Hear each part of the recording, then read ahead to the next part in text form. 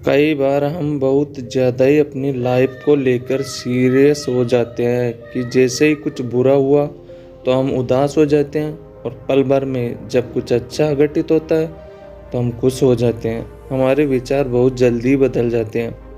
हम यह नहीं सोचते कि जो कुछ घटित हुआ वह हमारे लिए अच्छा है या बुरा। हमारे साथ घटी घटना का भविष्य में क्या प्रभाव पड़ेगा यह हमें खुद पता नहीं होता। आ, आज यह आप कहानी आपको कठिन परिस्थितियों में धैर्य का महत्व सिखाएगी। तो दोस्तों चलिए कहानी शुरू करते हैं। एक समय की बात है, एक किसान था जिसके पास एक घोड़ा था।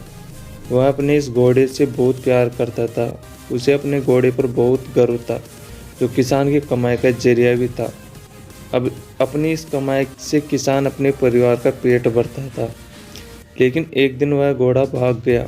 उसके भागने के बाद समाज के लोग और उस किसान के पड़ोसी उसके पास आकर उससे कहने लगे, हे भगवान, तुम्हारा घोड़ा जिस पर तुम्हें बहुत घमंड था वह तो भाग गया।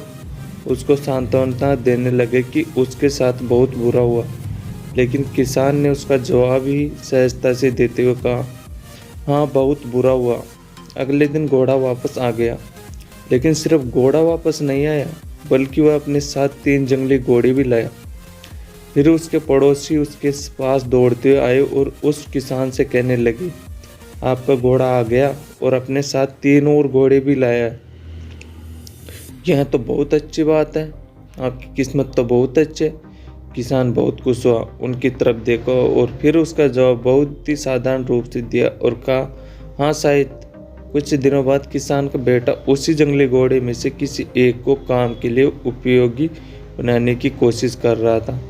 लेकिन इसी कोशिश के दौरान घोड़े ने उसे जमीन पर पटक दिया और उसका पैर पूरी तरह से टूट गया। उसके पड़ोसी से कहने लगे, उस पागल घोड़े ने देखो तुम्हारे बेटे के साथ क्या किया, उसका पैर तोड़ दिया। यह तो बहुत बुरा हुआ। किसान दुखी हुआ और फिर उसे उसी तरह जवाब दिया और कहा, हाँ शायद मेरे बेटे के साथ गलत हुआ। अगले दिन सेना के कुछ जवान उस किसान के घर आते हैं, जो जंग छिड़ने के कारण नए जवानों की भर्ती कर रहे थे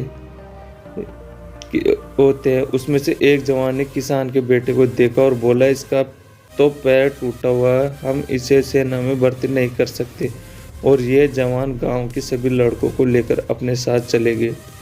यह जानकर उसके पड़ोसी और बाकी गांव वाले उसके पास आए और बोलने लगे, तुम्हारे बेटे को जवान जंग के लिए नहीं ले गए, तुम्हारी किस्मत तो बहुत ही अच्छी है। इस आखिर बार भी किसान ने फिर से बड़ी सहजता से कहा, हाँ शायद।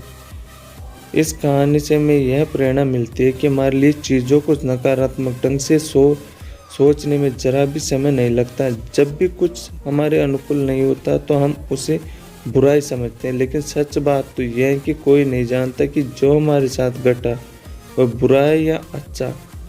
इस कहानी में भी किसान के बहाव में परिवर्तन परिस्थितियों के कारण होता है। बुरी परिस्थितियों में वह नकारात्मक हो जाता है और अच्छी परिस्थितियों में वह सकारात्मक। इन नकारात्मक और सकारात्मक परिस्थितियों के बीच के समय में धैर्य रखना बहुत ज़रूरी होता है। क्या आप वाकई में यह बता सकते हैं कि हमारे साथ जो घट रहा है वो गलत है या सही, बिना यह जाने कि भविष्य में उसका क्या प्रभाव पड़ेगा हम पर, यह हमारे जीवन पर? मुझे लगता है कि आपका जवाब होगा नहीं। हमारे समाज में, हमारे देश में ऐसे बहुत से महान लोग हैं जो अपने जीवन में असफल हुए, हारे, अनेक बड़ी बड़ी बीमारी से लड़े, किंतु उन्होंने कभी भी अपना धैर्य नहीं खोया और ना ही हार मानी। यही आगे चलकर बड़े प्रसिद्ध हुए, सफलता के मुकाम पर पहुँचे और महान बने। हमारे बड़े बुजुर्ग सही कह गए हैं कि जो होता है अच्छे के लिए होता है। ये छोटी सी लाइन हमें बहुत कुछ सिखा जाती है और ये बात हमें कभी नहीं भूलनी चाहिए। हमेशा कोशिश करते रहो, जीवन के पथ पर निरंतर आगे बढ़ते चलो। आपको बस यह करना है, किसी बात को लेकर ज़्यादा परेशान नहीं होना, अपने आप को शांत रखना है, अपने काम से काम रखना है।